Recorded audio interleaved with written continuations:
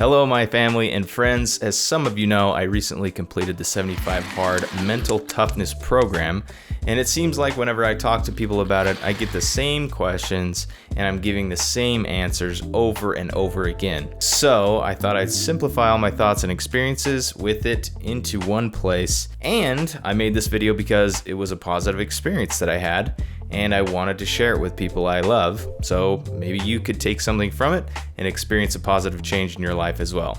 Now in this video, I'm going to give you a quick overview of what 75 Hard is, go over the daily tasks individually and what I did for each one, go over some frequently asked questions, and finally at the end, I'll go over the results that I experienced both mentally and physically. So yes, that does mean I will be showing myself shirtless, which I know is exactly why most of you will want to stick around and watch the end of the video. Okay, so what is 75 Hard? According to the guy who came up with this challenge, Andy Frisella, 75 Hard is a mental toughness challenge. A lot of people think it's a fitness challenge. That's what I thought it was before I started, but after completing it, I can now see why he calls it a mental toughness challenge. Yes, you definitely see results physically, but more than that, you see results mentally. Basically, the challenge is to do a series of tasks every single day without compromise.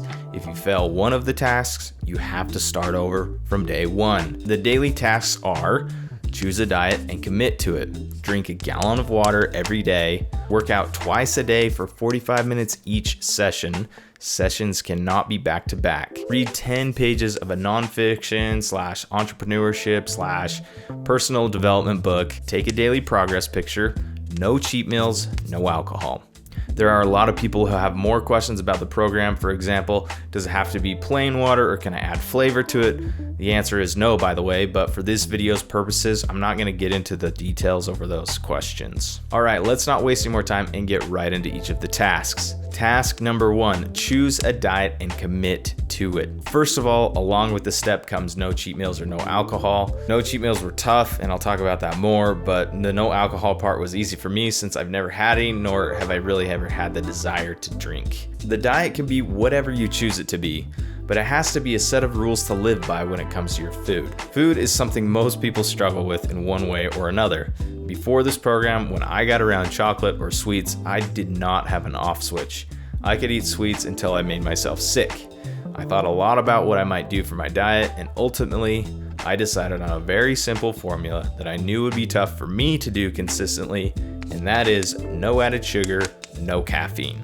I like soda, Dr. Pepper to be specific, and I love chocolate and candy. I also love bread, and a lot of bread has sugar in it. I also love crackers, and a lot of crackers have sugar in it. I love pretty much anything that has sugar in it, and I knew I needed to get control of myself, which is why I made it a no sugar, no caffeine diet. So I couldn't even drink the diet stuff, and who really knows what's in that stuff anyway. Was it hard? Yes, it was extremely hard. Almost daily, I'd crave a cookie after pretty much any meal. However, I noticed that having no sugar after 2 weeks, I didn't crave it near as much. I started to crave more savory things instead, which was a relief. Craving still happened all the time, just not as heavy. I also noticed I stopped getting headaches. Before this diet, at least a few times a week, I would get a headache since I can remember, even as a teenager. The only way to get rid of them was to go to bed and sleep them off. Since being off sugar, I didn't have any until a few days after I completed the program, and guess what happened? About 30 minutes after I ate 2 Oreo cookies, I got a headache, and it lasted the rest of the day. So will I stay off sugar completely? No, but I am much more aware and a lot more selective of what sugary things are worth having a headache over. Task number 2, drink a gallon of water. Not gonna lie, this was super hard for me at first. I felt so bloated after the first few days of drinking so much, but it got better and easier, and harder sometimes, and then easier again. Now, after a few weeks of being consistent with it, overall I was craving way less food. The no sugar 1 gallon of water combo is a good one, and I think it's honestly one of the main things that helped me get over all of my afternoon crashes. I'd fight through staring at my computer screen and nodding off sometimes, but I can honestly say I don't really have that problem anymore. There's one more aspect to the no sugar 1 gallon of water combo that I think could really change lives, and that is walking, which brings us to the third task: work out twice a day for 45 minutes each session. Like my diet, I kept this really simple. I'd go to the gym in the morning for 45 minutes, and around lunchtime or later in the afternoon, I'd take my dog for a 45-minute walk. I did not go crazy. I'd argue I did almost the bare minimum for this task. My workouts weren't crazy intense.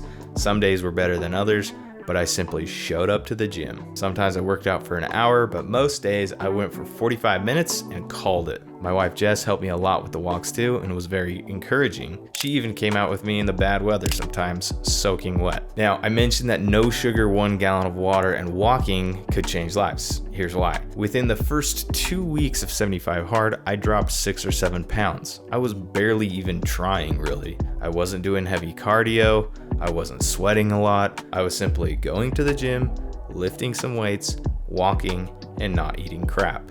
All of a sudden, I found that I had a sense of self-control, some sense of accomplishing things that I thought were super hard before. I hated going to the gym. I hated watching people flex in the mirror. I hated going out in the cold weather, and I loved sugar. This is where mentally things started to change for me. I could feel myself gaining some control of my body's cravings, and my mind was able to start getting over those stupid excuses of not going to the gym or getting out for a walk. Task number 4, read 10 pages of a book. This one was kind of hard for me because I don't have a great habit of reading, nor have I ever really enjoyed it much. I like listening to books, but listening doesn't count in this challenge. You have to read. While doing 75 Hard, I read the following books: Extreme Ownership, Never Split the Difference, 75 Hard, Atomic Habits, $100 Million Offers, 3 times, and The Compound Effect, as well as studying the New Testament. As someone who doesn't prefer reading, I read 6 books, one of them several times over. Plus, I studied the New Testament, which I didn't even count in my 10 pages per day. I found myself wanting to read more, wanting to discover new ways and techniques to improve myself. I never read so much in a small amount of time, and the more I read, the more I wanted to discover the things that would help me get to the next level in my business. I also listened to 7 more books just from doing my outdoor walks.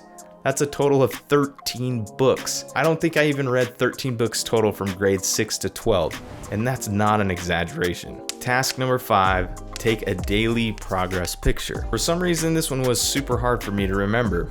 I was pretty good at it for a couple of weeks, and then I found myself forgetting to do it throughout the day and remembering after I'd lay down in bed. Eventually, I just had to set 2 reminders on my phone so I wouldn't miss it. This one taught me a few things. Number 1, sometimes the easiest tasks are the ones that are also the easiest to miss. I could go on a walk in a blizzard no problem, but remembering to take a picture was hard. Now, on more of a spiritual side, I think this is where those small and simple things of studying scriptures, praying, and the other little things are so important. It's hard to see results day to day, but over time, it's easy to clearly see a difference that it makes. Okay, so now that we've covered the daily task, I'm going to talk about the results that I've experienced both mentally and physically. Mentally, there were a ton of changes. I feel like I gained a better ability to focus, more discipline, more drive and motivation. But one thing that I'll expand on a little more, and for me was kind of the biggest difference I noticed, is my self-esteem got a big boost. Now, not a lot of people know this about me, but I get pretty hard on myself in my own head. I let myself get down. I have days where I'm super unmotivated. I have a lot of negative self-talk. I find myself comparing my self-worth, my work, my body